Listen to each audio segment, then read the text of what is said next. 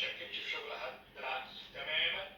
الراجل يمكن عمل اللي عليه، ولكن القضاء قال كلمته، والفنانه كملت الشغل ودفع عمل استئناف على المبلغ من 10 دول 8.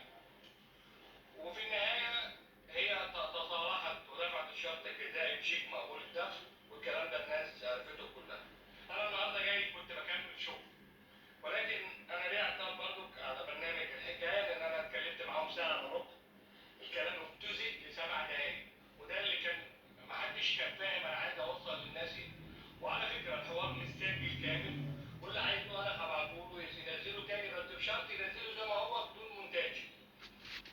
الحاجه الاخيره اللي عايز اوضحها بالنسبه للشغل مع الفنانه شيرين، تاني باكد كل احترام والتقدير ليها.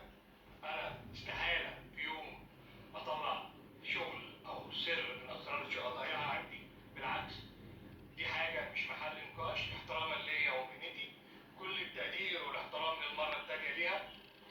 ولكن انا اشتغلت مع الفنانه شيرين على مدار 2 سنين، والحمد لله وبعون الله وتوفيقه لم اخسر قضيه واحده.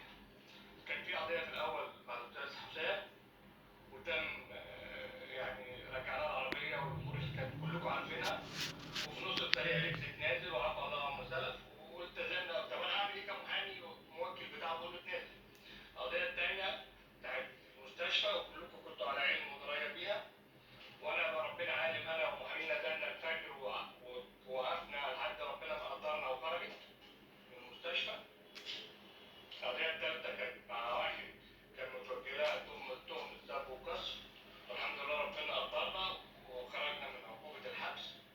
اللي انا عايز اكد عليه تاني، انا لم اخسر قضيه مع الفنانه شيرين عبد الوهاب، ولكن انا فوجئت بالمكالمه. الناس كلها فهمت ان انا محاميها كياسر قطوش بيورطني، ده ما حصلش تماما. بالعكس انا شلت شيله مش شلتي، وكملت شغلي مش شغلي. وفي النهايه تاني باكد كل الاحترام والتقدير ليها. وانا النهارده مش كنت بتنحى على الوكاله ان انا اعملها ملفاتها، سوري انا اسف يعني، وتقول لها لا انا مكمل في القضايا اللي دي مستقبل.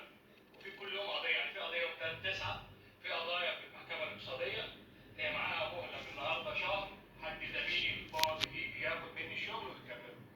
لكن انا لن اتخلى عنها في الفتره الحاليه، لان استحاله آداب المهنه واخلاقي اللي اتربيت عليها ان انا هفضل مكمل، لان في حاجات ممكن بكره في اجراء، اليومين الجايين في اجراء، يوم اول الشهر في قضيه، الشهر اللي بعده في قضيه. مش معقول اقول لها خد اتصرفت انت مالك دعوه بالاجراءات دي. الاجراءات ديت انا بكملها على خير وجه كاني مكمل. وعلى فكره بالمناسبه الفنانه شيرين يعني في اجراءات معموله كتير باذن الله، اللي هيجي مكاني هيكمل، هيكون في نجاحات باذن الله، لان انا عارف انا بقول ايه. ده باختصار. تاني باكد كل التقدير والاحترام للفنانه شيرين عبد الوهاب، كل التقدير والاحترام لاي حد اتذكر اسمه في المداخله بشكل كان ساء فهمه، وكل التقدير والاحترام لكم جميعا، وشكرا على ان انتم لكم الدعم. الناس كلها فهمت مين، وانا حاولت اوضح مع الاستاذ عمرو، ما لحقتش اللقاء وكان متاخر اهو. ممكن كنت اوضح ازاي؟ ماشي، بس هي قالت حتى المحامي بتاعي اتكلم غلط.